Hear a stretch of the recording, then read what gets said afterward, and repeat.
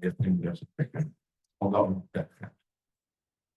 Jika Bapak Ibu, Assalamualaikum warahmatullahi wabarakatuh. Bismillahirrahmanirrahim. Assalamualaikum warahmatullahi wabarakatuh.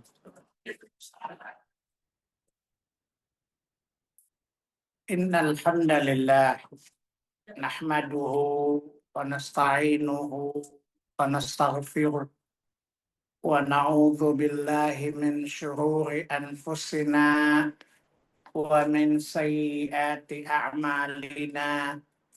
Man yahdihillahu fala mudilla lah wa man yudlil fala hadiyalah. Asyhadu an la ilaha illallah wahdahu la syarika lah wa asyhadu anna Muhammadan abduhu wa rasuluh. Allahumma salli wa sallim wa barik ala Muhammad wa ala ali Muhammad kama sallaita wa kama barakta ala Ibrahim wa ala ali Ibrahim innaka Hamidum Majid. Ya ayyuhalladzina amanu taqullaha haqqa tuqatih wa la tamutunna illa wa antum muslimun. Ya ayyuhan nasu taqu rabbakum alladzi khalaqakum min nafsin wahidah wa khalaqa minha zawjaha wa batha minhuma rijalan katsiran wa nisaa wattaqullaha alladzi tasaaluna bihi wal arham innallaha kana 'alaikum raqiba. Ya ayyuhalladzina amanu taqullaha wa qulu qawlan sadida yuslih lakum a'malakum wa yaghfir lakum dhunubakum wa may yuti'illaha wa rasulahu faqad faza fawzan 'azima. Amma ba'du fa inna asdaqal hadithi kitabullah wa khairal hadi hadi Muhammadin sallallahu alaihi wasallam wa syarrul umuri muhdatsatuha wa kullu muhdatsatin bid'ah wa kullu bid'atin dhalalah wa kullu dhalalatin finnar. Bapak Ibu, ikhwani wa akhwati fid din, a'azzani Allah wa iyyakum wa rahimani Allah wa iyyakum. Alhamdulillah, segala puji bagi Allah Jalla Jalaluh atas berbagai nikmat dan karunia-Nya. Dan nikmat yang paling agung yang Allah karuniakan kepada kita adalah nikmat Islam dan nikmat iman. Islam dan iman adalah kemuliaan. Kekafiran adalah kehinaan. Maka mari kita berusaha keislaman kita. Sebagaimana Allah berkali-kali mengatakan, wala tamutunna illa wa antum muslimun. Jangan kalian mati kecuali tercatat sebagai seorang muslim. Salawat dan salam semoga senantiasa tercurahkan atas qudwah hasanah kita Rasulullah sallallahu alaihi wasallam. Bapak Ibu rahimani Allah wa iyyakum, ketahuilah bahwa iman itu tidak selamanya stabil. Iman itu mengalami fluktuasi karena banyak faktor. Bisa faktor eksternal, bisa faktor internal. Karena yang merusak iman adalah kejahatan. Dan kejahatan itu datang dari dua aspek. Dari diri dan dari syaitan. Jadi kalau Ibu ditanya pintu kejahatan ada dua. Pertama dari diri kita, yang kedua dari syaitan. Apa dalilnya? Pada zikir pagi dan sore. Allahumma inni a'udzubika min syarri nafsi wa min syarri syaitani wa syirkih. Ya Allah, aku berlindung kepadamu dari kejahatan akan diriku, Yang dimaksudkan kejahatan diri adalah nafsu. Karena nafsu selalu mengajak kepada kejahatan. Lihat surat 12. Surat Yusuf ayat 53. Perkataan Nabi Yusuf alaihi salatu wassalam. Wa ma ubari'u nafsi. Inna nafsa la'ammaratun bisu. Illa ma rahima rabbi. Aku hampir-hampir tidak bisa berlepas diri dari nafsu. Karena sungguh hakikatnya nafsu itu mengajak kepada kejahatan. Itu yang namanya aspek internal dari diri kita. Yang kedua, wa min syarri syaitani. Yang kedua dari setan. Tapi sekali lagi, setan itu tidak kuat kalau faktor internal kita kuat. Sebab setan itu menghalau, setan itu mengajak, tapi kalau internalnya nolak, insya Allah nggak masalah. Bayangkan nafsunya buruk, setannya ganas. Ya, dalil bahwa kejahatan itu dari syaitan. Surat 21, surat 24, An-Nur ayat 21. Ya ayyuhalladzina amanu la tattabi'u khutuwati syaitan. Wahai orang-orang beriman, janganlah kalian mengikuti langkah-langkah syaitan. Wa may yattabi' khutuwati syaitan fa innahu ya'muru bil fahsya'i wal munkar. Barang siapa mengikuti langkah-langkah syaitan, sungguh setan itu selalu mengajak kepada fahisya dan munkar, kejahatan dan kekejian. Tapi sekali lagi, setan itu gak kuat. Setan itu lemah. Ya, kata Allah di Quran surat 4 ayat 76. Inna kaida syaitani kana dha'ifa. Di akhir ayat. Sesungguhnya pengaruh setan itu sangat lemah. Tapi sekali lagi Bu, selemah-lemahnya setan kalau kita lemah dulu. Ya, jadi kalau internal kita kuat, kita bisa mengendalikan nafsu kita, maka setan gak punya peluang. Jadi ketika kita tidak bisa mengendalikan nafsu, maka setan itu memiliki peluang yang kuat untuk menghancurkan kita. Inilah yang mempengaruhi turun naiknya iman. Ini yang mempengaruhi naik turunnya iman. Jadi iman mengalami fluktuasi. Ya, kalau sekarang namanya apa? Global, apa itu namanya? Pengaruh global ya. Itu ya setan.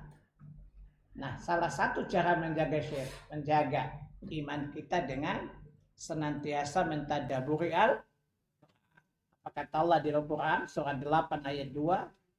Innamal mu'minuna alladzina idza dzukirallahu wajilat qulubuhum. Sesungguhnya sifat orang mukmin yang hakiki adalah satu, apabila disebut nama Allah bergetarlah hatinya. Ketika kita mendengar nama Allah yang baik, kita punya optimis dalam hidup, tidak putus asa. Ketika kita disebut nama Allah dengan sifat-sifat azabnya misalnya, maka rasa takut itu hadir. Maka disinilah iman kita terjaga dan takut. Karena ketahuilah, salah satu sebab menambah iman dengan menemukan rasa takut. Coba lihat di Quran, surat 79. Surat An-Nazi'at, ayat 40-41.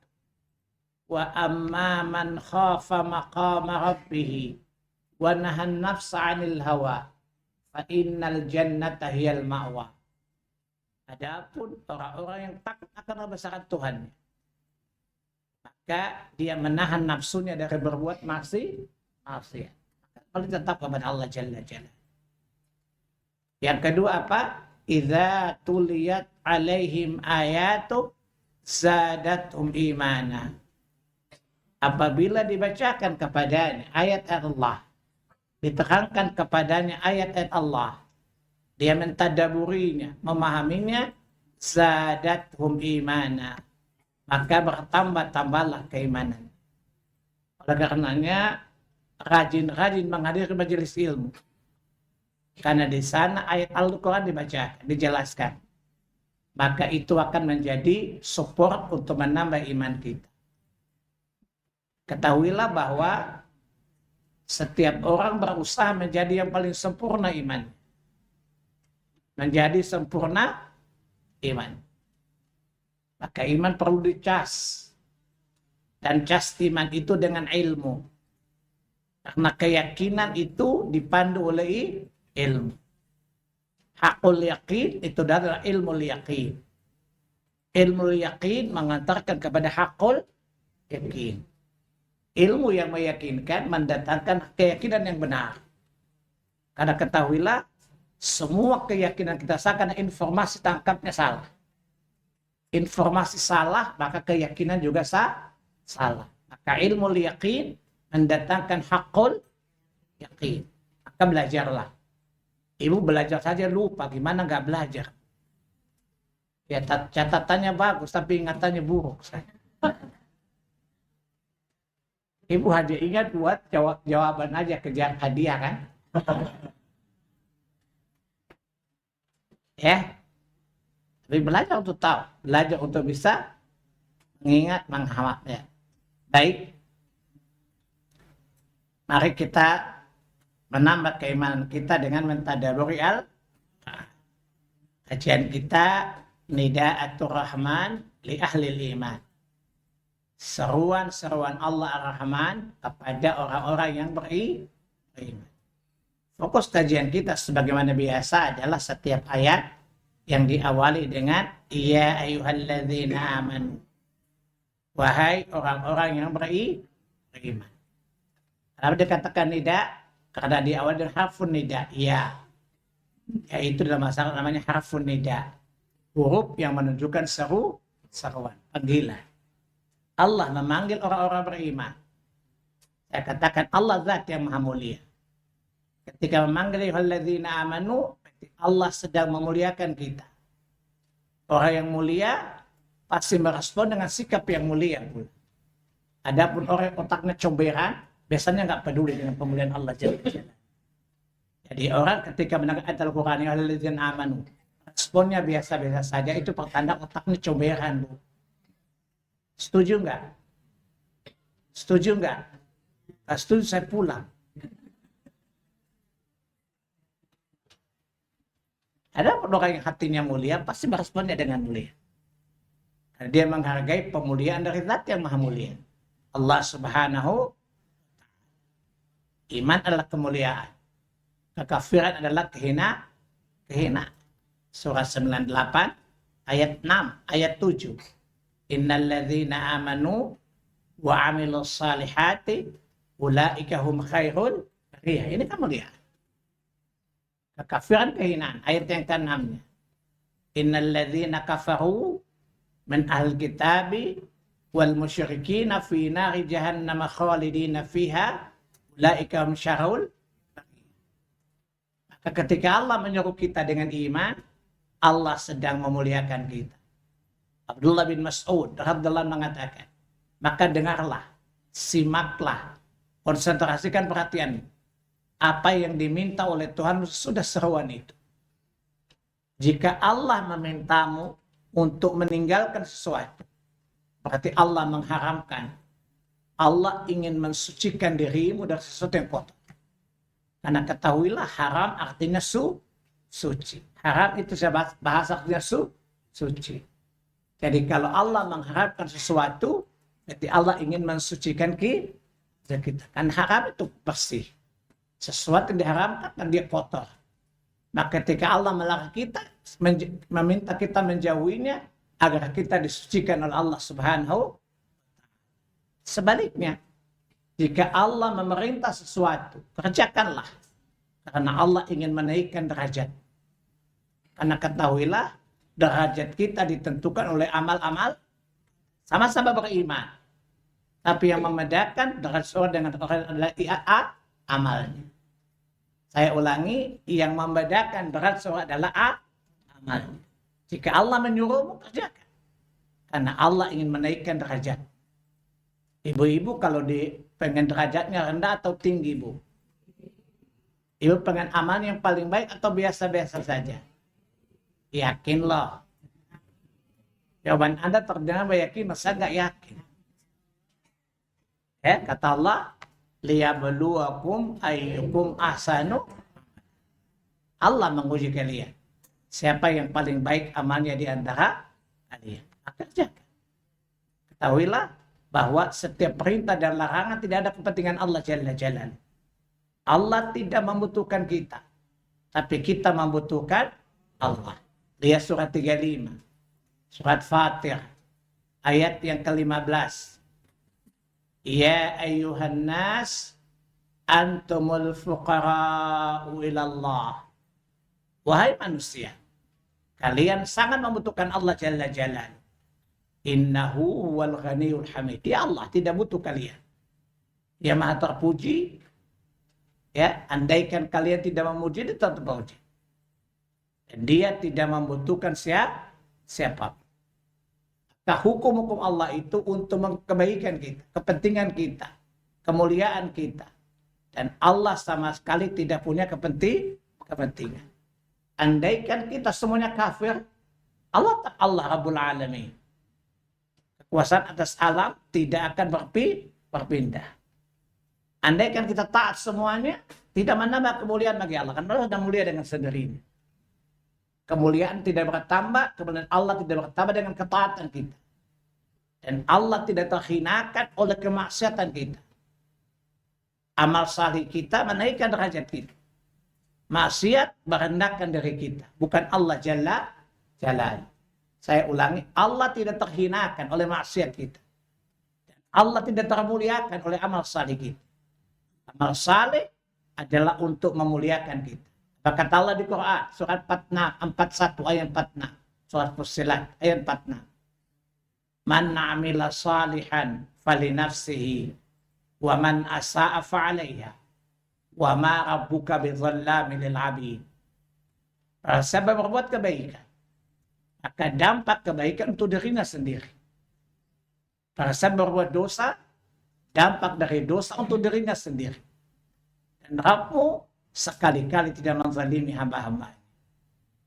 Jelas anak-anak? Maka dengarkanlah apa yang Allah minta dari kita. Sekali lagi Allah nggak punya kepentingan. Semuanya adalah untuk kemaslahatan kita. Semuanya tujuannya adalah untuk menjauhkan kita dari kemudaratan dan kehinaan. Baik, hari ini kita masuk seruan yang ke-11. Tadi kan udah seruan yang ke-10 kan? Tentang riba bukan? Lupa ya? Bukan lupa tapi tidak ingat ya. Jadi seruan ke-11 adalah hukum penulisan dan kesaksian hutang piutang. Hukum penulisan hutang dan kesaksian atas hutang. Ayat yang kita bahas, seruan ke-11 merupakan ayat terpanjang dalam Al-Quran. Ayat yang paling panjang dalam Quran adalah surah 2 Al-Baqarah 281. Maaf, 282 ya. Jadi coba lihat, coba pernah hitung itu ayat Al-Quran enggak? Mana yang paling panjang, Bu? Belum pernah ya? Hanya bapak, hanya ibu, hanya hitung duit ya. Kelihatan sih kan ibu madu, mata duitan.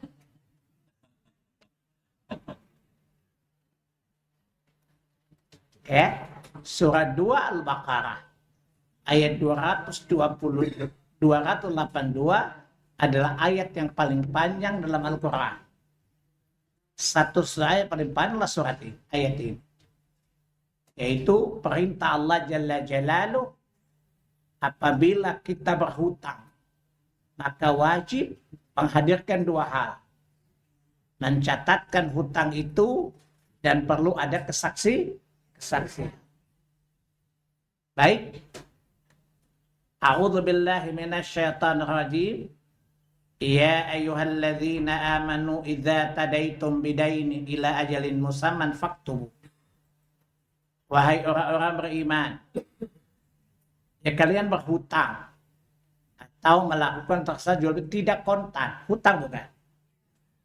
Ya, ila ajalin musamman, sampai waktu yang ditentukan. Biasanya ibu-ibu kalau ngutang ada kesepakatan waktu jatuh tempo bukan? 2 bulan ya, 3 bulan ya, gue punya gaji keluar baru gue bayar. Katalah faktubu, maka hendaklah dicatat. Saya jelaskan penggalan ayat ini dulu ya. Pelajaran kita tadi apa? 1, manusia diciptakan oleh Allah untuk saling tolong. Hutang piutang itu tolong menolong bukan? Karena sifat manusia diciptakan untuk saling tolong. Surat 4 ayat 1. Ya ayuhan nasu taqu rabbakumul ladzi khalaqakum walladzina ya ayuhan nasu taqu rabbakumul ladzi khalaqakum min nafsin wahidah wa khalaqa minha zawjaha wa batha minhuma rijalan katsiran wa nisaa. Ada kalimat wattaqullaha alladzi tasaalun, dan bertakwa kepada Allah yang menjadikan kalian saling meminta satu dengan yang lain. Ini menunjukkan bahwa manusia pada dasarnya diciptakan makhluk sosial, bukan makhluk individual. Makanya Al-Quran mengajarkan bahwa yang mesti kita jaga 2 relasi, hablum minallah dan hablum minannas. Surat 3 Al-Imran ayat 112. Duribat alaihimuz zillatu aynama suqifu illa bihabli minallahi wa habli minannas. Allah mengatakan, di mana kalian berada, kalian akan tertimpa kehinaan, kecuali jika kalian senantiasa menjaga relasi yang baik antara kalian dengan Allah Jalla Jalaluhu dan hubungan antara sesama manusia. Utang piutang la muamalat. Utang piutang la muamalat. Yang kaya membantu yang miskin. Yang punya peluang, yang punya harta membantu yang kekurangan dengan utang piutang. Ini termasuk ada tolong menolong. Kata Allah di surat 5 ayat 2. Ta'awanu 'alal birri wat taqwa wa la ta'awanu 'alal itsmi wal 'udwan. Tolong menolong kalian kebaikan dan takwa. Dan jangan tolong menolong dalam dosa dan permusuhan. Jadi kalau kita diajak tolong menolong dalam dosa tidak boleh. Tolak, berani nolak bu. Jangan kalau tidak enak sama teman, itu laknat. Kenapa kamu bantu dia? Saya nggak enak soalnya. Soalnya soulmate, bestie kata. Apa kata iblis? Lanjutkan bersama kita bisa. Wali'audzubillah. Kemudian pelajaran kedua dari ayat ini bahwa hutang piutang hukumnya halal. Hutang piutang hukumnya halal. Idza tadaitum bidaini. Ya kalian bermuamalah dengan cara tidak kontan hutang. Tapi di sini Allah membolehkan hutang dibolehkan, tapi bukan paling baik. Berhutang tidak baik. Berhutang itu tercela pada dasarnya. Paham? Kenapa? Karena orang mati syahid tidak masuk karena hutang. Orang mati syahid tidak masuk karena hutang. Hutang halal, tapi tidak baik. Makanya jangan berhutang kalau tidak urgen sekali. Apalagi tukang hutang nipu lagi. Yang pinjol-pinjol itu kan tukang tipu, bukan? Jelas? Jadi hutang itu halal tapi tercela. Kenapa tercela? Karena pelakunya bisa masuk neraka bila tidak bayar hutang. Jadi hutang itu dibolehkan, ayat ini dibolehkan hutang, akan tetapi hutang itu tercela. Jangan sampai sesuatu nggak apa-apa hutang, kan hutang dibolehkan. Paham? Contoh gini bu, makanan yang halal tidak semuanya baik bukan? Semua makanan halal, contoh, ibu sakit ginjal, makan halal nggak boleh dimakan, ada makanan itu nggak boleh dimakan bukan? Karena tidak baik, sama dengan hutang. Maka jangan berhutang kalau tidak terlalu penting. Kecuali tidak ada jalan lain kecuali berhutang. Maka berhutanglah. Tapi dengan niat untuk membayar. Ya, begitu jatuh tempo, hendak. Kata faktubu, maka catatkanlah. Faktubu fil amr. Artinya mencatatkan hutang piutang itu hukumnya wajib. Karena dalam kaidah agama, fil amr adalah perintah. Dan asal perintah adalah wajib. Di sini iman berperan, tidak boleh pakai perasaan. Nggak apa-apa, kita kan teman, kita kan besi, nggak apa-apa kali kalau nggak catat. Emang dijamin temanmu setia? Emang dijamin temanmu itu akan tidak ingkar janjinya? Nggak juga kan? Berapa banyak teman setia tidak catat jadi fitnah bukan? Betul? Kata Allah faktubu, catatlah. Di ayat Allah katakan Allah mengajari kalian. Dan Allah paling tahu apa yang terbaik untuk kalian. Jadi jangan meremehkan pencatatan hutang ya Bu. Misalnya ada orang hutang sama ibu. Bu saya catat. Masa sih? Ibu kan kalau nolak kayak setan munting infeksi bukan? Masa sih? Kita kan teman baik. Mesti catat sih. Lu gak percaya sama gua? Jawabannya gampang Bu. Bukan gak percaya. Tapi kalau gua mati, lu mati gak ada bukti. Gimana ada gua bisa nagih?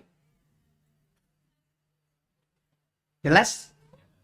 Jangan menggunakan perasaan, gunakan iman. Yang suruh mencatatkan siapa? Yang tahu dampak baik buruknya siapa?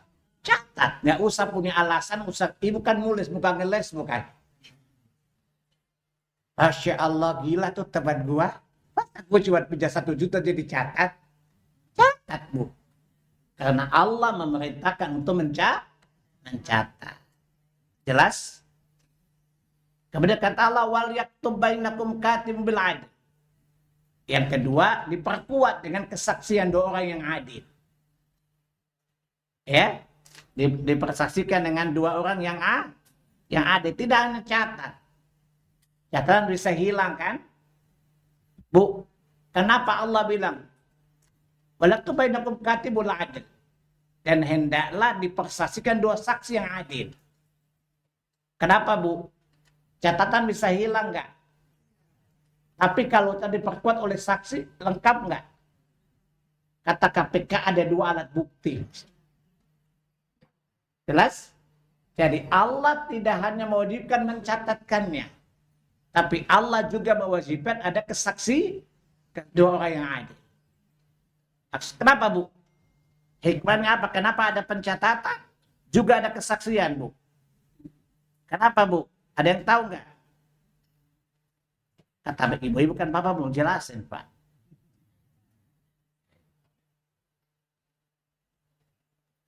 Ya, tadi saya jelaskan, belum saya jelaskan dalil memberi hutang itu baik. Yang dapat pahala yang memberi hutang. Yang tidak pahala yang berhutang Bu. Jadi saya ulangi, berhutang itu baik. Tapi tidak boleh berhutang kecuali terpaksa. Yang dapat pahala yang beri hutang. Yang berhutang tidak dapat pahala, Bu. Apalagi kalau niatnya nggak bayar. Siap-siap masuk neraka. Bahkan Nabi menolak mensalat orang yang tidak bayar hutang. Menunjukkan bahwa berhutang itu tidak baik. Tidak tercela di Allah Jalla Jalla. Ya. Imam Al-Bukhari dalam sahihnya jual beli, kitab jual beli, ya Nabi SAW membeli dengan cara hutang. Hadits nomor 1926. An Aisyah radhiyallahu anha anna Nabi SAW ishtara ta'aman min Yahudi ila ajalin warahanun dir'an min hadid. Aisyah mengatakan Nabi pernah membeli makanan dari Yahudi yang dibayar pada waktu itu, utang maksudnya. Menunjukkan muamalah bisa dengan orang muslim atau orang kafir. Jadi Nabi pernah berhutang kepada orang Yahudi. Yahudi dulu masih lebih baik dari Yahudi sekarang ya.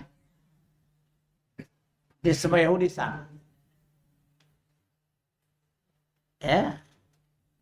Nabi memberikan jaminan dengan baju besinya, baju perangnya. Bu, Nabi itu tidak pernah berhutang kecuali untuk 2 perkara yang penting. Pertama untuk makan, kedua untuk perang.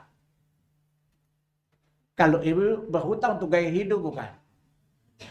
Itu namanya wangset. Wanita setan. Itu namanya persetan. Perempuan-perempuan setan. Jadi Nabi berhutang, Bu. Jadi jangan bilang gini, Nabi juga berhutang. Bu, berhutang boleh dong. Lihat, Nabi tidak berhutang kecuali dua hal yang paling mendesak. Pertama, urusan perut. Perut mendesak bukan? Yang kedua, untuk perang. Dan Nabi pernah utang unta untuk perang. Nabi pernah utang kuda untuk perang. Jadi Nabi tidak utang sembarangan. Seperti ibu-ibu buat gaya hidup. Itu namanya action today, mampus tomorrow. Namanya apa, Bu? Action today, mampus tomorrow.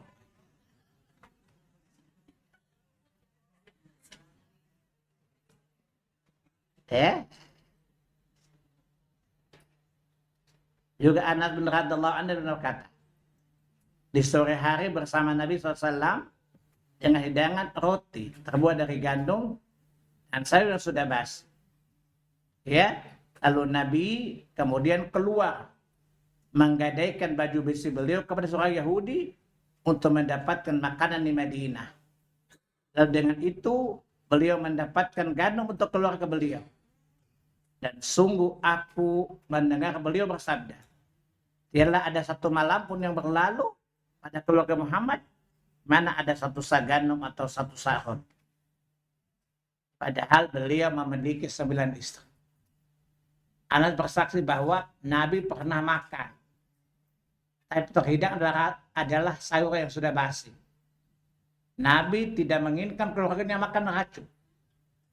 Maka Nabi keluar menemui seorang Yahudi kenalannya. Dan beliau berhutang gandum untuk membuat roti. Menunjukkan berhutang itu boleh. Tapi kalau kondisi mendesak. Sekali lagi jangan buat gaya hidup ya Bu. Pinjol-pinjol itu buat gaya hidup bukan. Yang namanya action today, mampus.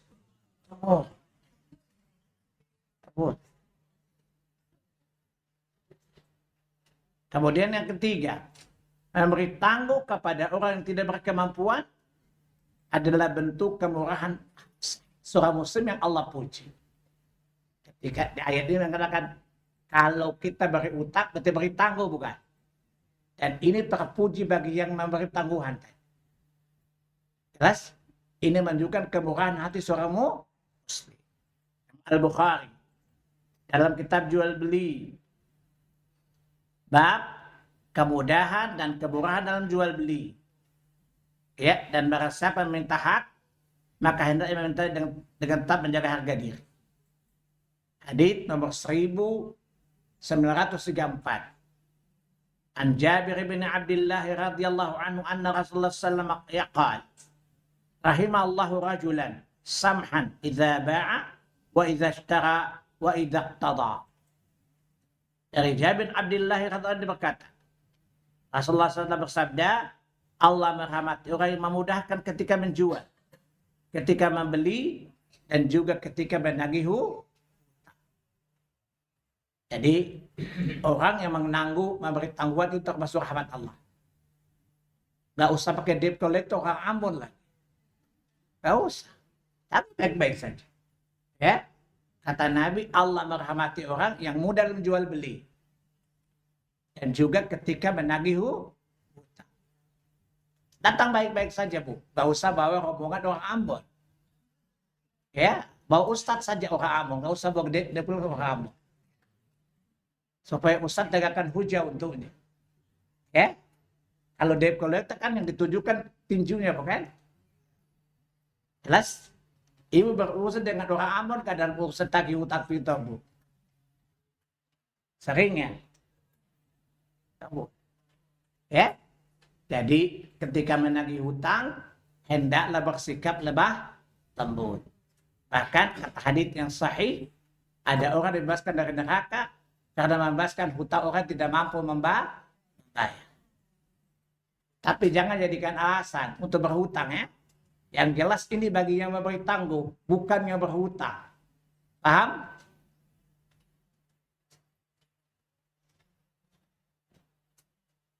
Ya, sebagaimana hadis Bukhari, kitab jual beli memberitahu kepada orang yang kesulitan. An Abi Hurairah radhiyallahu anhu anin Nabi sallallahu alaihi wasallam qala. Abu Hurairah dari Nabi sallallahu alaihi wasallam beliau bersabda, "Kana tajirun nu'ya yudainun nas." Ada seorang kaya memberi utang kepada orang. Fa idza ra'a ma'siran qala li fatahu. Kalau dia melihat orang yang berhutang itu kesulitan, dia beri tangguh kepada. Kalau dia lihat tidak bisa membayar, maka dibebaskan. Karenanya Allah membebaskannya dari neraka. Tapi saya yakin ibu-ibu di sini nggak mau. Kalau cuma 50.000 mau. Tapi 50 juta pasti nggak mau kan? Dikasih tahu ibu-ibu dari neraka. Soal bebas gue cari tempat lain aja lah buat bebas. Tapi 50 juta, Bu. Ya? Jadi orang, Nabi menjalankan seorang laki-laki kaya. Dia memberi hutang kepada orang. Ketika dia kesulitan diberi tangguh. Ketika dia lihat orang itu nggak mampu bayar, dibebaskan hutangnya. Karenanya Allah bebaskan dia dari neraka. Ibu-ibu mau nggak bebas dari neraka, Bu? Tapi utang ibu 500 juta. Mau nggak, Bu? Antara bebas neraka dan 500 juta kan? Itu namanya Bu Mama, Ibu Matre loh. Bu, ibu kasih pinjam orang 500 juta, Bu. Dia nggak mampu bayar. Ibu punya pilihan dua. Nagih atau bebas dari neraka, Bu. Yakin? Ya. Tapi ini semuanya pujian kepada yang memberi pinjam. Ya.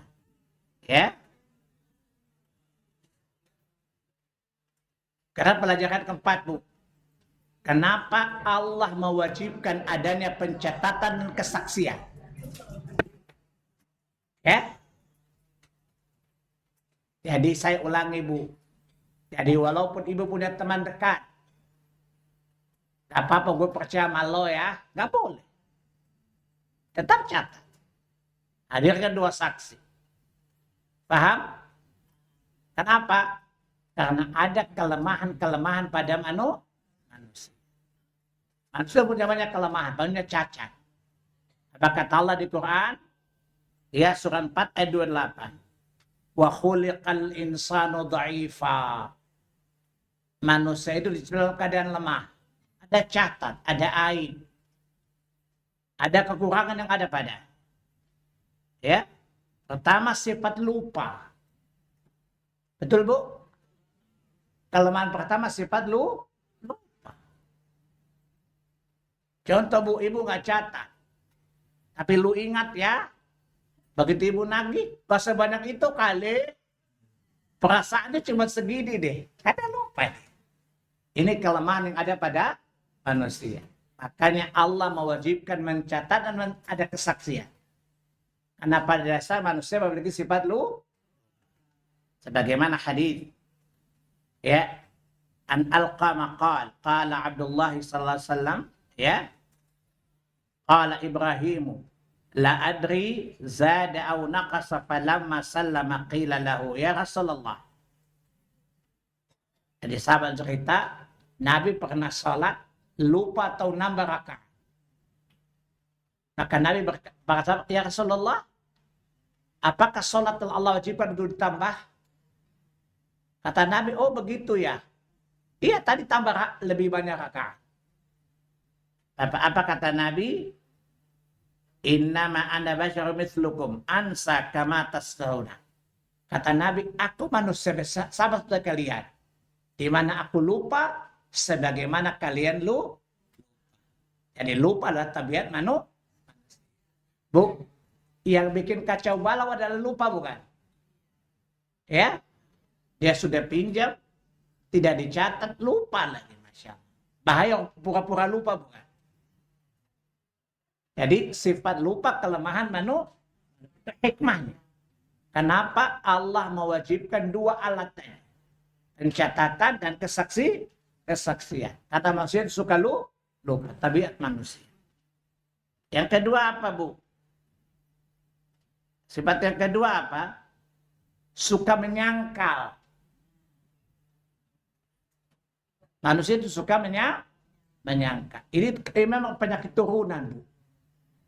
Ya, penyakit turunan. Manusia itu memiliki sifat dengan Allah saja suka ingkar kok.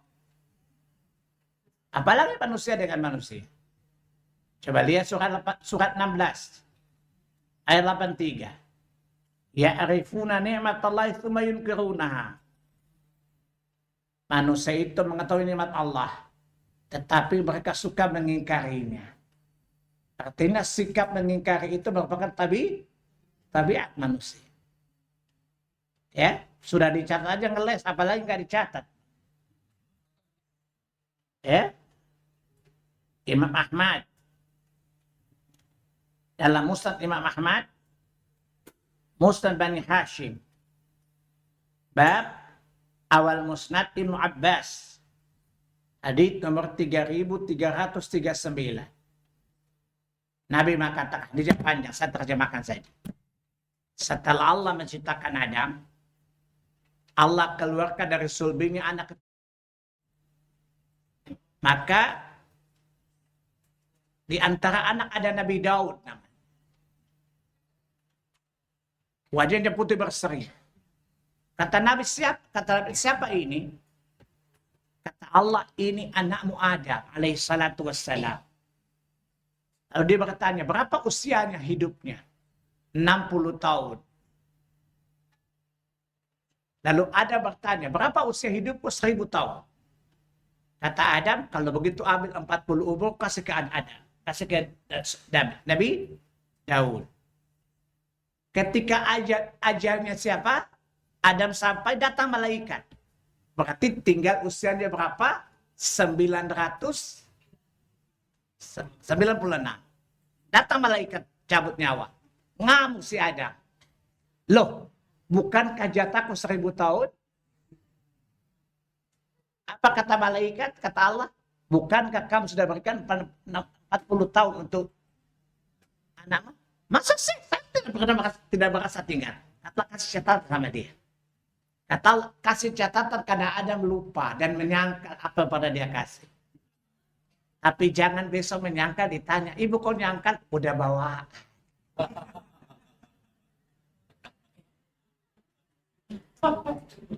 Jadi ini merupakan penyakit turunan.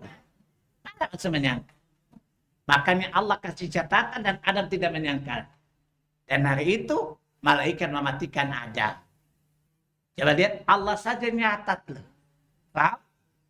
Jadi ketika Adam alaihissalam memberikan 40 tahun umurnya kepada Daud, Allah catat. Kalau Allah saja catat, apalagi Allah. Ya, dengan catatan ini Adam tidak menyangkal. Hikmah dari apa? Manusia memang tabiatnya suka menyangkal. Oleh karena itu dicatat. Supaya tidak seperti bapakmu Adam. Ya, sudah ngasih nyangkal. Maka buktinya supaya tidak nyangkal, Allah berikan catatan yang Allah catatkan di sisinya atas pemberian Adam. Dia menunjukkan bahwa manusia suka menyangkal. Orang sekali berada dan nyangkal, apalagi antum. Paham? Ini alasan syariah kenapa mesti ada pencatatan. Suka ingkar, suka menghindari. Sering nggak, Bu? Antum ketika muamal dengan orang, ya tidak dicatat, suka nyangkal nggak? Perasaannya saya nggak menanggutan sama Allah deh. Lu halu kali. Padahal sudah berhutang. Ya. Tapi kalau ibu-ibu tidak boleh pakai alasan, kok kamu nyangkal sih? Emang udah dari sononya. Gak boleh ya, Bu. Ya. Jadi manusia itu suka menyangkal kalau tidak. Makanya Allah keluarkan catatan. Hikmahnya apa? Allah saja mencatat loh, apalagi ibu-ibu yang ingatannya lemah, catatannya nggak dihafal-hafal kajian. Apalagi hutang orang, Bu. Pelajaran yang ibu butuh saja kah apa apalagi utang orang kan? Betul Bu? Yang sering ibu ingat utang atau catatan pelajaran Bu? Enggak. Ya, pelajaran saja nggak ingat apalagi kalau bisa lupa sama sekali. Yang keempat, khianat. Manusia suka khianat nggak Bu? Ya, pelajaran maksudnya alasan ketiga ya adalah khianat. Manusia suka khianat Bu. Betul? Jangan kita Bu. Hakim yang disumpah saja khianat. Ya, makanya hakim itu HAKIM. Hubungi aku kalau ingin menang. Jaksa disumpah saja khianat. Namanya JAKSA. Jika Anda kebingungan, sogok aku. Khianat. Ya, manusia suka khianat. Ya.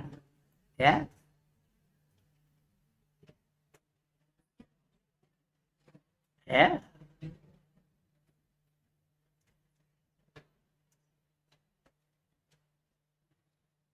Allah katakan di Quran surah 22 ayat 38. Innallaha yadfa'u 'anil ladzina amanu. Innallaha la yuhibbu kulla khawanin kafur. Sungguhnya Allah senantiasa membela orang yang beriman. Sungguh Allah tidak menyukai setiap orang yang berkhianat dan kufur nikmat. Ya. Dalam Sahih Bukhari, kitab kesaksian. Tidak boleh bersaksi dengan kesaksian palsu. Hadis nomor 2457.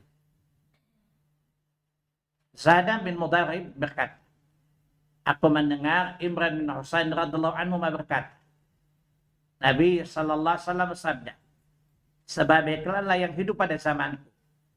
Kemudian orang-orang yang datang setelah mereka, kemudian orang datang setelah mereka. Ya. Apa tanda-tanda mereka? Sesungguhnya akan datang satu kaum yang suka berkhianat. Mereka tidak dipercaya. Mereka suka bersaksi padahal tidak diminta persaksian mereka. Mereka juga memberi peringatan padahal tidak diminta fatwa. Dan nampak dari ciri mereka orangnya berbadan gemuk-gemuk. Jadi kata Nabi bahwa tanda akhir zaman banyak orang yang khianat. Banyak enggak? Banyak. Jadi salah tanda kiamat adalah banyak orang berkhianat. Badannya gemuk-gemuk. Sebenarnya pekerja khianat gemuk-gemuk enggak? Ngontok badannya. Ya, kata Nabi akan ada satu masa orang sudah kalian para sahabat banyak yang suka khianat. Persaksian tanpa diminta, persumpah tanpa diminta, tidak diminta fatwa tapi memfatwakan sendiri. Sudah terjadi belum? Coba. Jadi Nabi menjelaskan, maka pencatatan sangat dibutuhkan hari ini. Karena moralitas manusia semakin rendah. Salah khianat. Kata Nabi akan ada satu masa sesudah kalian para sahabat kaum yang banyak berkhianat. Ya. Kemudian yang keempat, kematian. Kematian kelemahan bukan? Bu, kalau nggak dicatat, tiba-tiba mati. Gimana Bu? Jadi masalah bukan? Di akhirat jadi masalah nggak? Jadi itu 4 alasan kenapa Allah mewajibkan adanya pencatatan dan kesaksian atas hutang piutang. Ini menunjukkan bahwa hutang itu urusan besar, bukan urusan ringan. Paham? Ini menunjukkan bahwa hutang itu urusan besar. Sampai Allah mewajibkan orang bertransaksi itu hendaklah mencatatkannya dengan catatan. Yang kedua dengan 2 orang saksi. Sekarang dilakukan bank-bank bukan? Kalau ibu kredit di bank biasanya ada di notaris bukan? Ya dinyatakan di notaris. Ini untuk memperketat adanya pengkhianatan. Pengkhianatan atau kemungkinan lupa atau menyangkal dan semacam. Ibu-ibu pernah berhutang nggak, Bu? Pernah berhutang nggak, Bu? Berapa kebanyakan? Bapak kok kepo sih? Ada 100 juta, Bu. Jadi ibu gak punya jaminan, bukan? Dicatat nggak hutangnya? Dicatat nggak hutang? Tadi kata Allah, semua jenis jual tidak tunai. Mau banyak atau sedikit nominalnya dicatat mesti. Ya, ini namanya ayat mutlak. Allah tidak menjelaskan batasan hutang piutang tadi. Paham? Allah hanya mengatakan setiap muamalat yang tidak tunai. Menunjukkan tidak dilihat nominalnya. Besar atau kecilnya wajib dicatat ada kesaksian. Misalnya 50.000. Saya tanya, Bu, ada orang pernah berantem sampai bunuh gara-gara 50.000 bukan? Maka Allah mewajibkan adanya pencatatan dan perlu ada kesaksian untuk memperkuat alat bukti.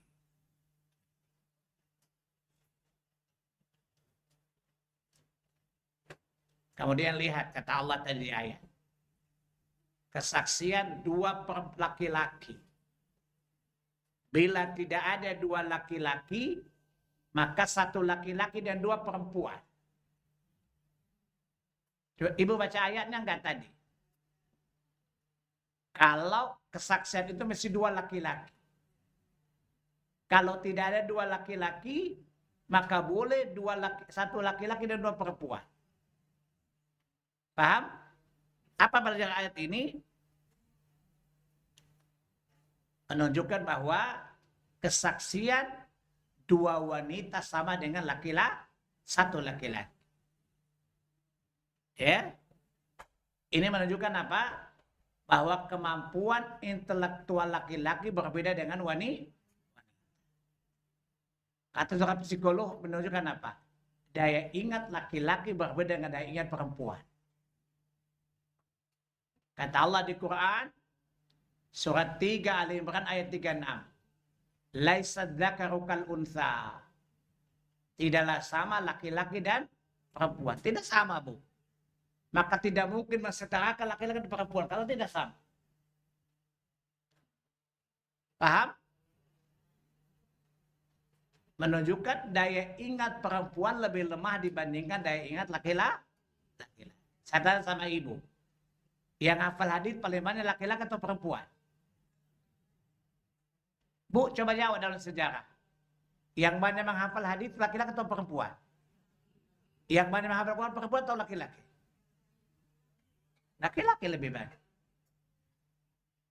Ya, ini berkaitan daya ingat. Dan daya ingat perempuan lebih lemah dibandingkan daya ingat laki-laki. Ini bukan bias gender, Bu.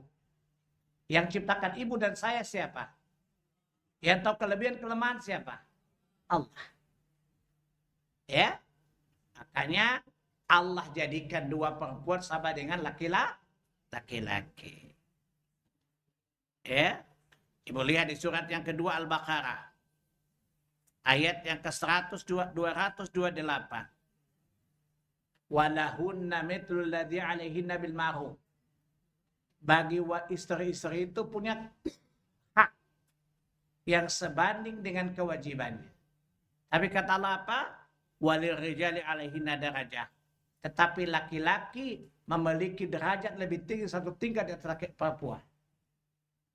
Jadi tidak mungkin sama ya, Bu. Jadi nggak usah menuntut kesetaraan derajat, nggak mungkin kata Allah. Ya. Jadi kalau ibu menuntut kesetaraan derajat itu menyangkal firman Allah Jalla Jalaluhu. Kata Allah, lirijali 'alaihinna darajah. Laki-laki memiliki derajat tinggi dari perempuan. Berarti tidak mungkin setara, Bu. Kewajiban ibu dan kewajiban laki-laki lebih berat mana, Bu? Laki-laki tahu diri lah. Gak usah ngotot. Itu namanya sesat ngotot. Jelas? Jadi tidak sama derajat laki-laki dan perempuan. Dia punya hak. Wajib dipenuhi. Tapi kata Allah, lirijali alaihinna darajah. Laki-laki memiliki derajat lebih tinggi satu tingkat dari perempuan. Dalam banyak hal, dalam banyak aspek. Makanya ibu-ibu gak usah menuntut kata-kataan derajat, Bu. Jelas? Saya tanya, perempuan emosional bukan? Ibu-ibu itu lebih banyak menggunakan emosi atau rasio, Bu? Bu, ini pengalaman lu, gak usah pakai dalil.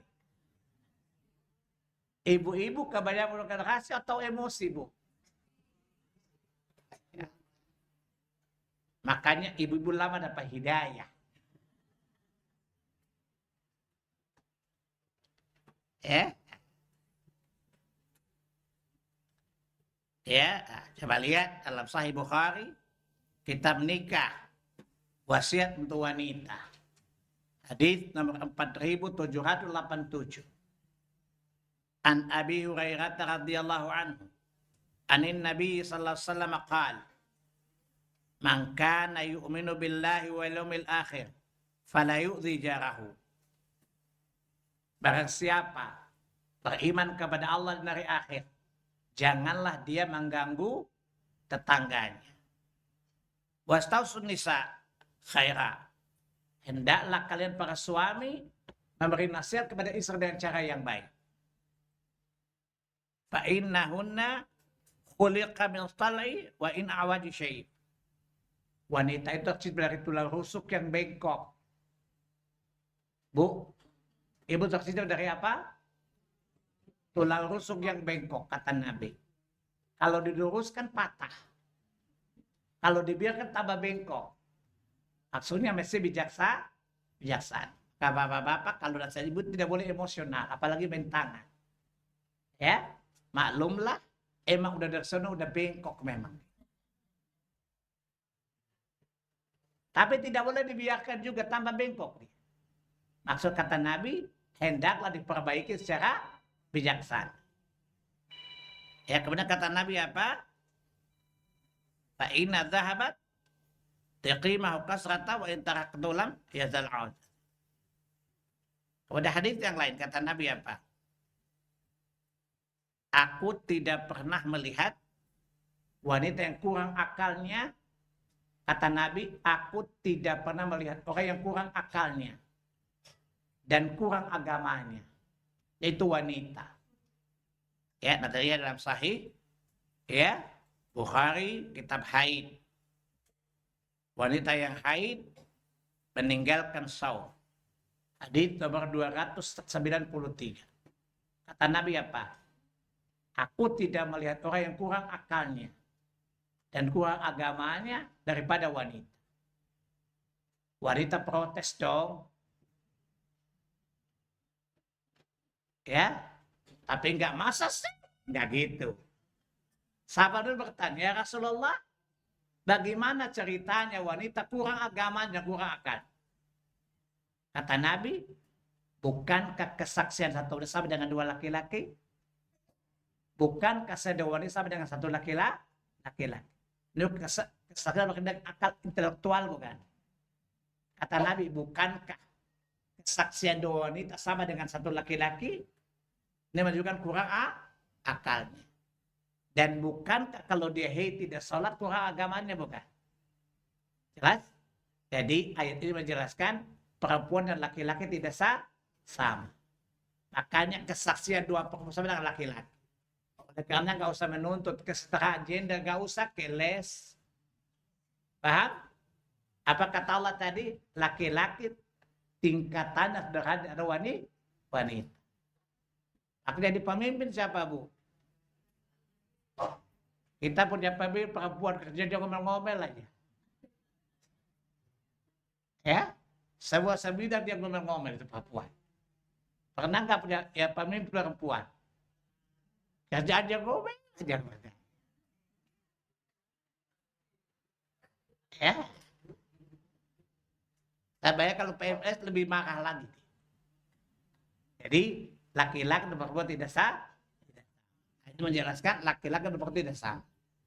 Bahwa bagaimanapun laki-laki lebih tinggi sederhana dari perempuan. Makanya di rumah, misalnya ibu-ibu punya penghasilan lebih tinggi dari laki-laki. Tetap ibu adalah yang dipimpin, Bu. Ibu bukan pemimpin. Laki-laki walaupun memble, Bu, dia tetap pemimpin.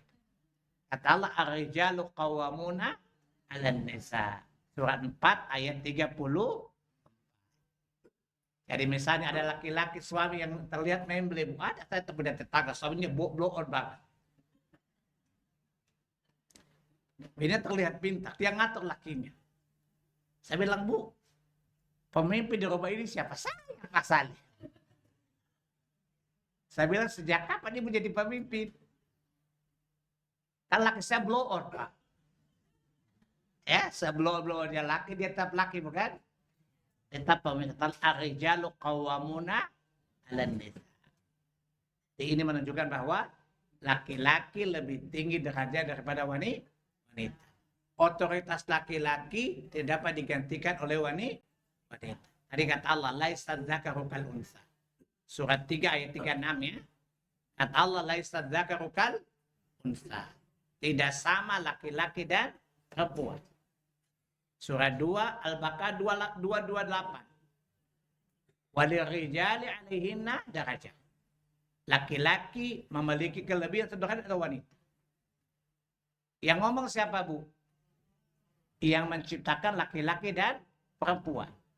Yang tahu kelebihan dan kekurangan. Maka bilang, tapi pada kenyataannya nggak bisa begitu. Orang beriman nggak boleh. Orang beriman bukan membenarkan apa yang dilihatnya, tapi membenarkan apa yang didengarnya. Paham? Kalau ibu membenarkan apa yang dilihat, itu namanya iblis. Yang susul kepada Adam siapa? Allah bukan. Iblis itu kenapa? Memakai akal dan matanya bukan. Saya lebih baik dari Adam bukan. Padahal kalau dia mendengar aman dia. Karena pemerintah adalah Allah Subhanahu wa Ta'ala yang menciptakan Adam dan iblis, yang lebih tahu kebaikan dan keburukan keduanya. Maka jangan membantah Quran dengan realitas. Paham? Tapi benarkan bahwa makanya sami'na wa ata'na, kami dan kami taat. Bukan kami lihat dulu, baru kami pertimbangkan. Artinya ketika kita beriman dengan Quran, yang kita benarkan pendengaran kita. Bukan apa yang kita lihat. Yang ngomong siapa tadi? Allah Maha benar enggak? Benarkan. Jelas? Jangan ibu demo atau datang ke Komisi 3 minta perubahan derajat. Ya. Ya. Banyak juga ibu-ibu korupsi kan? Banyak bupati wanita korupsi bukan? Ya.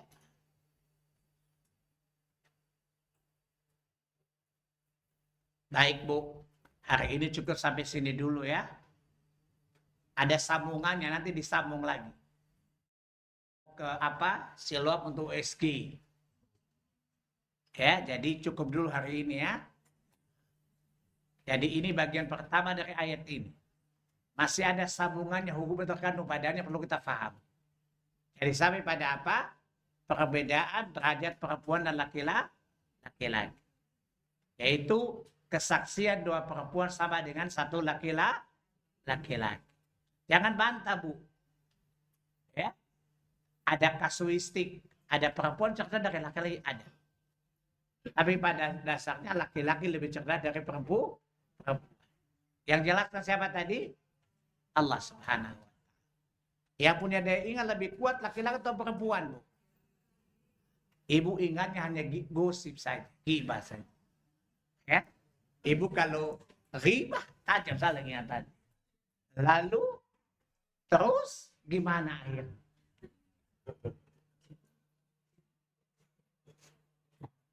Tapi kalau mengira halal ilmiah, perempuan masih kalah dengan laki-laki. Baik, ini bagian pertama dari ayat ini.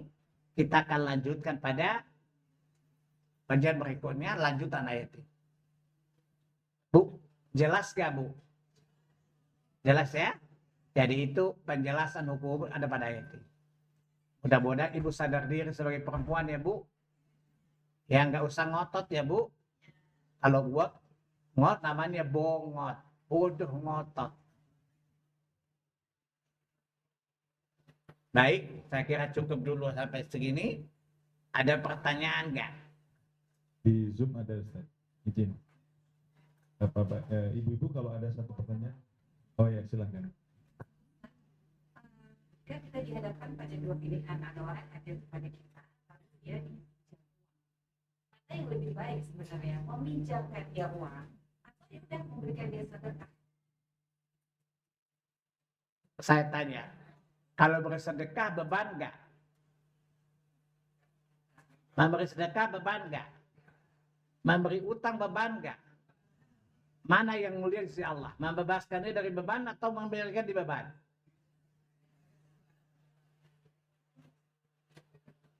Saya tanya, kalau ibu beri utang menolong, tapi ada beban bayar nggak? Memberi sedekah ada beban bayar nggak? Berarti mana yang paling meringankan? Sedekah. Yang mau suka-suka meringankan atau membebankan? Saya ulang, yang memasukkan surga meringankan atau membebankan? Nah, jelas? Berarti artinya kalau kita memberi sedekah itu sama saja analoginya dengan memberi utang tapi membebaskannya gitu. Iya, jelas ya? Karena tanpa memberi beban. Yang di Zoom dulu ada pertanyaan. Ustadz, orang tua saya hutangnya banyak sekali sampai meninggal belum dilunasi. Apakah kami sebagai ahli waris wajib melunasi hutang orang tua? Karena kami juga ada keterbatasan. Baik, itu masalah lo. Bukan masalah gue, bukan bokap gue, bukan nyokap gue. Tetapi kan sama muslim perlu memberi solusi ya. Pertanyaannya, apakah ahli waris wajib membayar hutang orang tuanya? Hadisnya baik. Contoh, ada seorang anak wanita datang kepada Nabi Sallallahu Alaihi Wasallam. Wahai ya Rasulullah, ibuku bernazar puasa sunnah, tapi dia belum melaksanakannya lalu meninggal dunia. Bolehkah aku berpuasa untuknya? Kata Nabi, apa pendapatmu kalau ibu punya hutang? Bukankah kau wajib membayarnya? Kata dia, iya.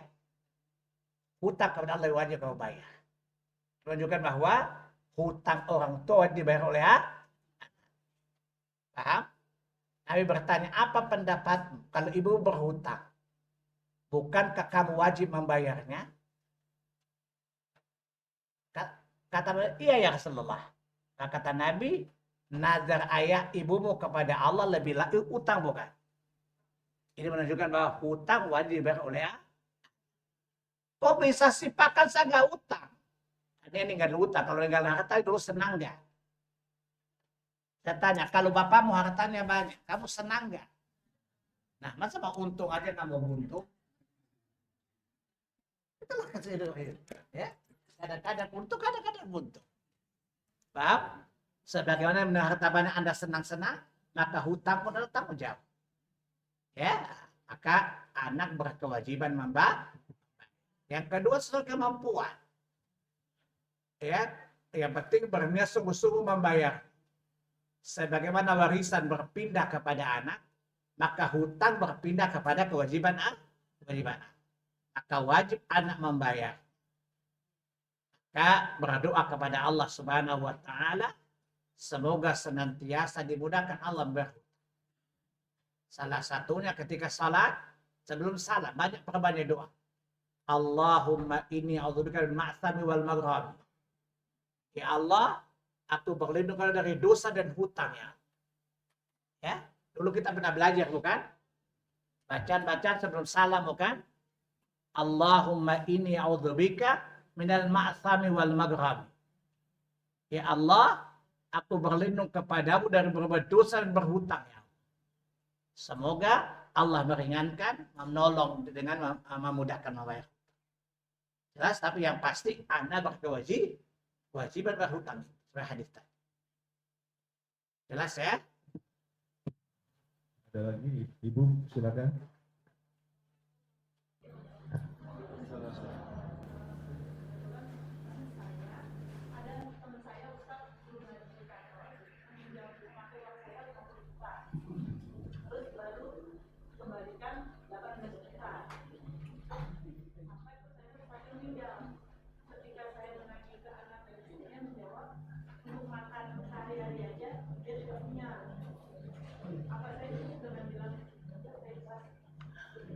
Bagus.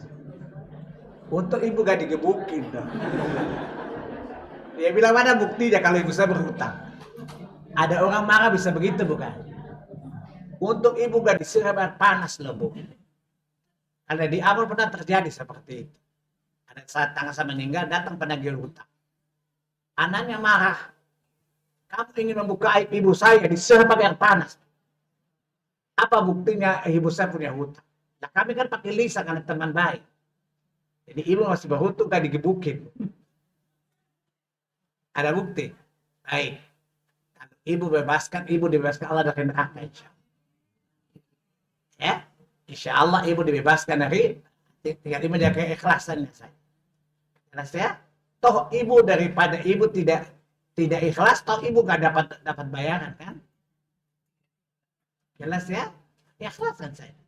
Tinggal ibu belajar ikhlaskan, walaupun banyak ikhlaskan Allah. Dan ikhlas itu akan menjadi sarana Allah bebaskan ibu dari neraka.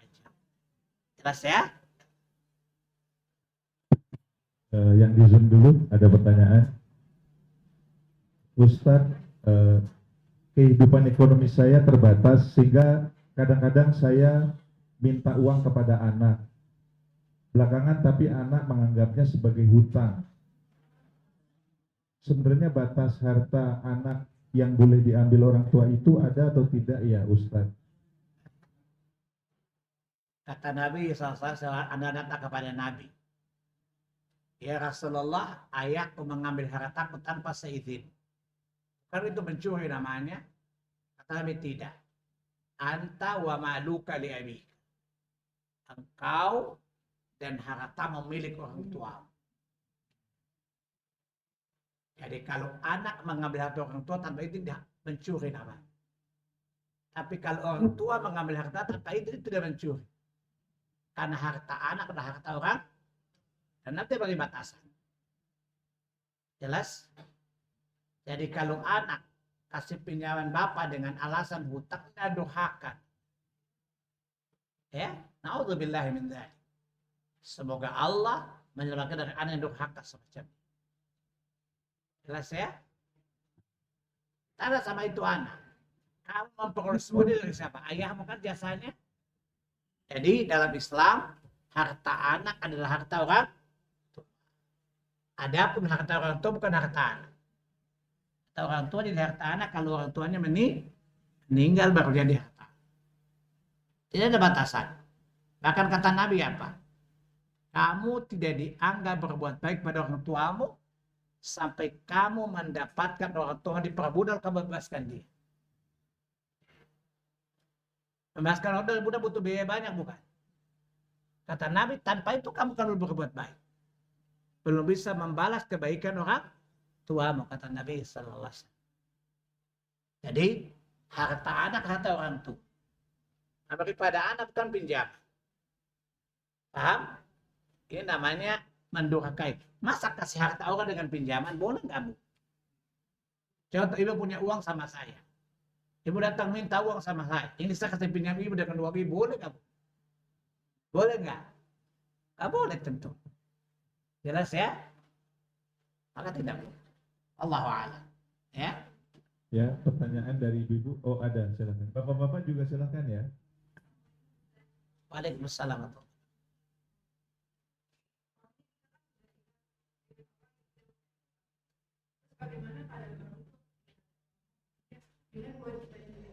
Sedangkan dia tidak ada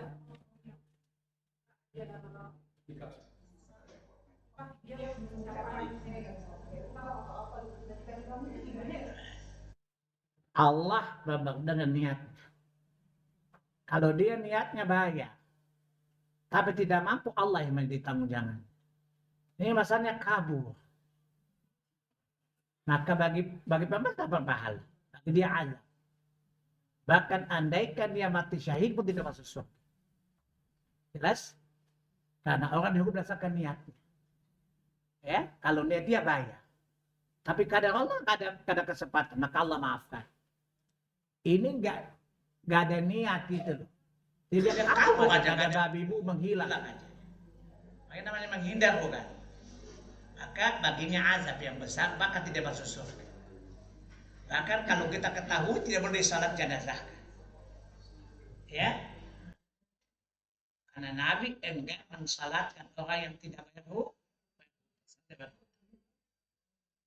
Jelas ya Bu ya? Udah Ustaz? Atau Ustaz mau buru-buru WSG atau izin? Masih ada. Oke. Silahkan ibu yang di belakang dulu tadi. Ibu dulu yang di sana.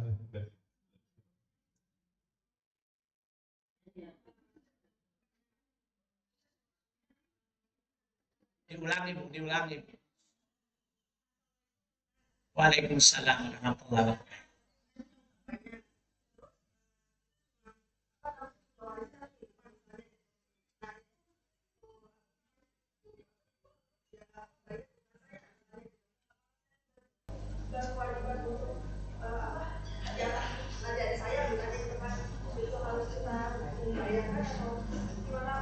Baik. Ibu punya hutang. Ya, atau meninggal.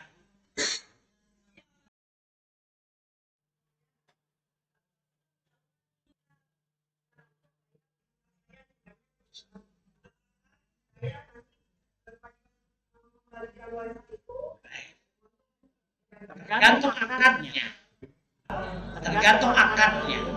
Misalnya gini, kata saudara-saudara, kita jual rumah ini utang lo. Tapi lo mesti nyicil ya. Maka kadang itu akan bersama. Ya. Tapi kalau mereka mengatakan gak apa-apa. Karena hutangmu adalah tanggung jawab kami juga walaupun tidak wajib. Kita jual rumah orang tua kita untuk bayar hutang. Tanpa perlu bayar lagi, maka tidak usah dibayar. Maka penjual rumah apa akadnya? Bebas atau mesti cicil? Karena manusia berdasarkan akad. Ya, jadi semuanya dengan akad. Dan kalau ibu gitu dicatatkan Bu. Jangan sampai ibu sudah dibayarkan, anak-anak menuntut dulu bapak saya punya rumah, ibu juga tidak kasih. Maka walaupun mereka membebaskannya, harus dicatat itu soal perjanjian bahwa kami berhutang tanpa minta balasan lagi, supaya kemudian tidak ada tuntutan dari ahli waris yang lain. Jelas ya? Ini untuk menghindari fitnah. Karena bil fulus kullu syai'in tembus. Bila fulus kullu syai'in mampus. Assalamualaikum warahmatullahi wabarakatuh. Waalaikumsalam warahmatullahi wabarakatuh. Bagaimana penjelasan Pak Ustaz tadi mengenai ini Pak Ustaz mengenai warisan orang tua. Jadi warisan orang tua bersaudara, keturunannya bisa mengingatkan nggak Pak Ustaz? Seumpamanya gini Pak Ustaz, pembagian orang tua itu kita tahu ada yang nggak merata, nggak ada yang belum dapat. Sebagai anaknya boleh nggak mengingatkan? Baik. Jangan mengingat menuntut hak juga diwajibkan, dibolehkan syariat. Ya, contoh gini, ada bapak kakak adik 2 orang, satu meninggal, ada paman. Ternyata paman mengangkangi harta saudara-saudara. Hak untuk memberitahu, ya, untuk menuntut haknya. Saya tanya, menuntut hak boleh nggak dalam Islam? Boleh. Jelas? Jangankan mengingatkan, menuntut hak juga boleh. Paham? Bukan tercela kalau kita menuntut hak kita. Menjadi dosa kalau bukan punya hak tapi menuntut. Menuntut saja boleh, apalagi misalnya ingatkan. Jelas ya Pak ya?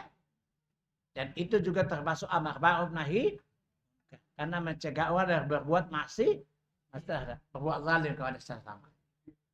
Itu yang diingatkan orang tua saya, karena adik dia sayang banget sama adiknya. Tolong ya, ini apa, jaga adik saya, jangan sampai apa-apaan, jangan sampai kalau ada apa-apa ingatkan. Makanya itu saya ingatkan supaya jangan nanti. Karena itu namanya mencegah kezaliman, mencegah kejahatan. Ibu tadi ada dua orang ya, yang di belakang dulu izin ya. Silahkan.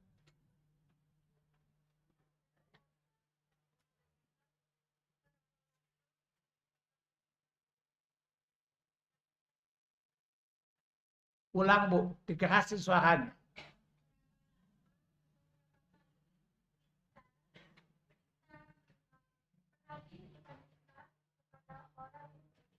Baik. Ibu kasih hutang. Kesepakatan 2 bulan bayar. Jatuh tempo dong, ibu datang nagih. Gak bayar. Ibu tanya berapa lama, sampai dia bayar.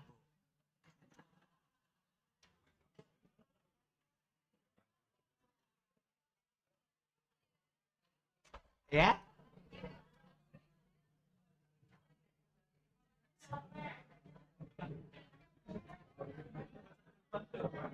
Pertanyaannya apa berikutnya?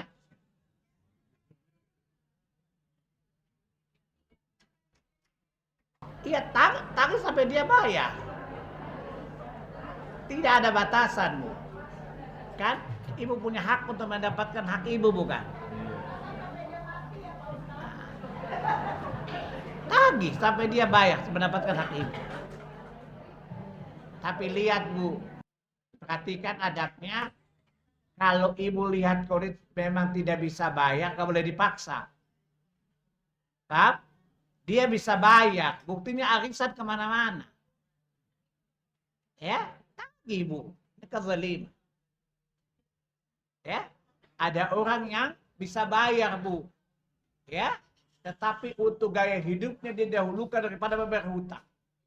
Ini wajib dituntut paksa. Dan kata ulama boleh diajukan ke polisi Bu. Karena ini perbuatan zalim. Ini kejahatan. Saya ulangi Bu. Ada orang yang bisa bayar. Buktinya bajunya mahal-mahal. Beli baju di Safira, Ivan Gunawan dan semacam.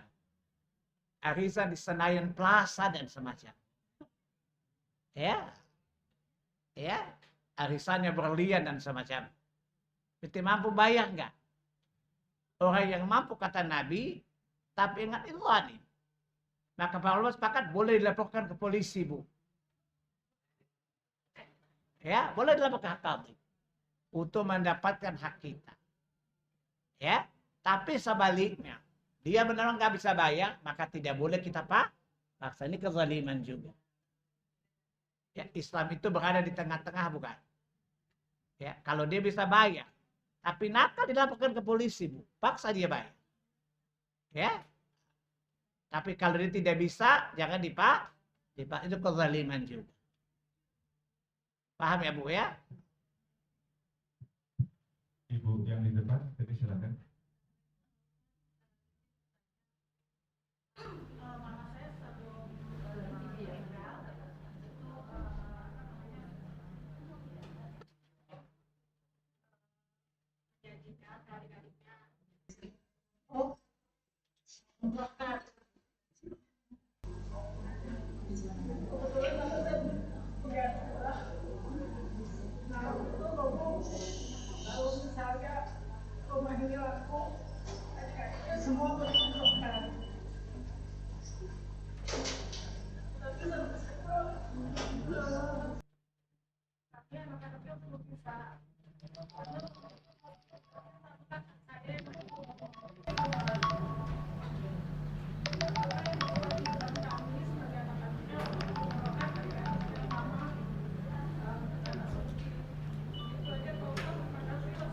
Baik.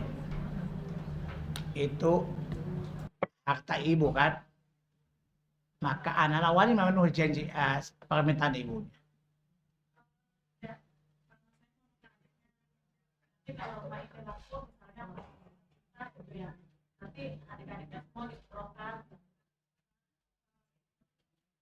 Setelah mama saya kerja, mama saya tamu saya, bilang ke saya, oh mama dulu janji kalau rumah itu laku. Berarti nazar ibunya kan? Nazar ibu hutang bukan? Setelah bawa hadisnya, nazar itu hutang bukan? Maka wajib ditunaikan oleh anak-anak. Jelas ya? Wajib ditunaikan. Pertanyaannya, rumah belum bisa dijual, Ustaz. Ditempati oleh salah satu yang belum punya rumah. Dia tidak boleh rumah, bukan alasan untuk mengangkangi harta warisan saudaranya. Ya, cepat dijual, dia ambil bagiannya, dibeli rumah untuk dirinya. Sebab dengan alasan kan saya belum punya rumah, dia tinggal di situ, berarti dia telah menzalimi saudara-saudara. Paham? Dan dia berbuat zalim kepada orang-orang telah dinadarkan ibunya. Jelas ya Bu ya? Harus diingatkan supaya memenuhi janji. Ya, jadi saya ulangi. Kalau dia belum punya rumah itu masalah dia, bukan masalah saudara-saudara. Maka cepat dijual agar bagian dia buat beli rumah dan saudara-saudara mengambil hak. Jadi dia tidak punya rumah bukan alasan mengangkangi hak saudara-saudara. Jelas ya? Apakah nazar yang diucapkan orang-orang yang lalu dia meninggal sebenarnya seperti hanya perhitungan wasiat, jadi ada batas maksimalnya dia dari harta? Iya. Nah, misalnya ini rumah laku, ada semua, lebih seperti nggak boleh. Jadi yang dipenuhi hanya sepertiga dari harta yang tinggal. Ada lagi? Kalau urusan uang biasa pertanyaannya banyak. Ya silakan Ibu habis itu Bapak. Waalaikumsalam warahmatullahi wabarakatuh. Tapi anak itu kan milik orang tuanya, tapi itu kan bukan anak laki-laki, anak perempuan gimana? Harta anak. Harta anak laki-laki, anak itu kan milik bapak orang tuanya, tapi itu buat anak laki-laki. Tapi kalau anak perempuan gimana? Baik. Harta anak perempuan itu diperoleh dari usahanya atau harta lakinya? Oh, gitu. Ya, kalau perempuan dia kerja, dia punya gaji, harta dia, Bu. Dan apa kata Allah di surat 4 ayat 32? Lirijali nasibum mimma iktasabat walin nisa'i nasibum mimma iktasabat. Laki-laki menguasai penuh harta hasil usaha. Dan anak wanita menguasai penuh hasil usaha. Jadi kalau itu usaha anak wanita, makanya dia harta bapak. Walaupun mesti minta izin sama suaminya. Iya, tapi tidak wajib juga sih. Silakan Pak. Waalaikumsalam. Tanya. Misalnya gini, ada pasang suami istri, dia punya harta sekian dan sekian. Kemudian dia mempunyai 3 orang anak. Nah, sebelum harta tersebut menjadi waris, salah satu anaknya meninggal. Apakah anaknya dari yang si calon ahli waris ini, ketika nanti harta itu sudah berubah menjadi waris, apakah dia tetap berhak Ustaz? Sedangkan si ayahnya meninggal sebelum harta itu menjadi waris. Jadi gini, syarat mendapat harta ada 3, Bu. Pertama, meninggalnya yang punya harta. Kedua, masih hidup yang memiliki waris, jadi ahli waris. Ketiga, tidak ada penghalang. Seperti murtad, bunuh. Pertanyaannya adalah, di antara satu anak meninggal sebelum ayahnya meninggal. Dengan sendirinya hilang hak. Anak bagi cucunya tidak bisa. Iya. Tidak menjadi ahli. Kecuali. Kalau semuanya perempuan, karena perempuan tidak bisa menghalangi semua. Lalu bapak itu punya anak laki-laki boleh makan sebagian warisan. Oke. Tapi kalau yang ada adalah pamannya itu adalah laki-laki menghalang. Jelas ya? Maka kasusnya lihat dulu paman yang meninggal itu ahli warisnya ada laki-laki atau perempuan semuanya atau laki-laki semua. Kondisional, Ustaz. Nah, jadi kalau misalnya tadi saya ulangi, bapak kan punya anak 3. Yang satu anaknya meninggal sebelum bapak meninggal kan, ini hilang haknya. Tapi lihat dulu, yang ditinggal ahli waris 2 ini laki perempuan atau perempuan semua. Kalau ada laki-laki, haji, dia menjadi penghalang untuk ahli waris yang lain. Perempuan tidak, hanya setengah saja. Anak laki-laki bisa makan, perempuan bisa makan. Karena perempuan tidak menghalangi sendiri. Jadi coba lihat, satu perempuan itu lemah loh. Tidak bisa menghalangi ahli waris. Paham? Kata ibu, masa sih? Iya sih. Ya, Ustadz yang dari Zoom ada pertanyaan. silakan. Ustadz, saya berpisah dengan suami tidak baik-baik saja dan seluruh anak ikut saya. Tapi sejak kami pisah, suami tidak pernah memberi nafkah kepada anak-anak kandungnya sendiri. Apakah saya boleh menuntut kelak sebagai hutang? Karena saya kecewa sekali suami tidak memenuhi kewajiban nafkah kepada anak-anaknya setelah kami berpisah. Ini kalau di Indonesia curhat dong. Ya. Ini sakitnya itu di sini pertanyaan ini. Wahai para bapak-bapak, para suami, perceraian itu tidak menghilangkan merupakan kewajiban. Penuh kewajiban Anda sebagai suami. Pertanyaannya, suami tidak menafkahi suami anak-anak.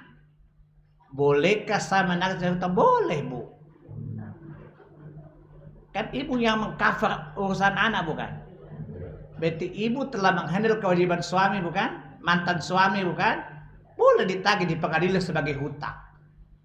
Dan tidak ada ulama yang mengatakan tidak. Semuanya banget setuju. Itu hutang. Boleh ditagih sebagai hutang atas pengabaian suami terhadap kewajiban. Jelas ya? Jadi ini namanya curhat dong. Rupanya sakitnya itu di sini. Ada lagi Ibu? Kalau enggak yang di Zoom ada satu lagi nih. Oke ya, di Zoom ya. Ustadz, keadaan negara kita kan sekarang tidak baik-baik saja dan hutang terus bertambah, apalagi hutangnya hutang riba.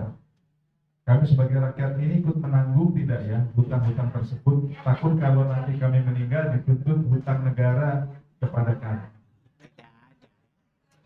Jadi yang nanti menanggung hutang Pak Prabowo, tenang aja. Ya, antum tidak maksa dia suruh berhutang. Jadi Pak Prabowo itulah enak jadi presiden tapi sengsara di akhirat. Makanya nggak usah jadi presiden Indonesia, ya. Itu namanya action today mampus tuh nggak usah. Ya, kewajiban kita apa? Berdoa kepada Allah Jalla Jalaluhu agar Allah berikan hidayah kepada pemimpin tidak berhutang. Dan semoga Allah berikan jalan untuk bisa membayar itu rakyat yang baik. Berdoa saja. Ya, agar Allah menolong pemimpin.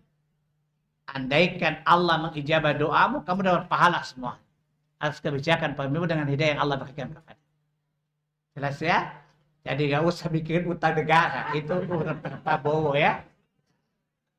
Tapi kalau you punya utang negara dibayar. Ya, karena utang negara tidak antum tanggung. Tapi hutang antum negara nggak tanggung juga. Nah, kalau punya utang negara dibayar. Ya, jadi mikirkan hutangmu, jangan mikir hutang negara. Karena kita kan disuruh mikir hutang. Paham? Jangan membebani diri dengan sesuatu yang bukan jadi beban kita. Ya, Allahu a'lam. Sudah ada lagi di Zoom sudah habis pertanyaan. Kalau sudah tidak ada kita tutup kajian ya. Sebelum kita tutup, Bapak Ibu mungkin ketahui bahwa kami beberapa kali jelas kita akan ada lagi kajian khusus fikih muamalah tentang waris. Guru kita tadi telah membuka, nanti kita kajian dengan kajian khusus waris. Kalau waris itu biasanya hubungannya nanti dengan wasiat dan hibah. Waris pasangannya itu ada wasiat dan hibah, yang paham bedanya. Nanti kita bikin kajian tematik khusus soal ini. Bapak Ibu hadir ya. Waktunya nanti kami akan tentukan kemungkinan pada bulan Juni pertengahan atau pada bulan Juli awal. Insya Allah kami akan informasikan. Yang jelas tidak benturan dengan kajian dari guru kita saat ini di minggu kedua dan minggu keempat. Demikian Bapak Ibu, kita tutup kajian.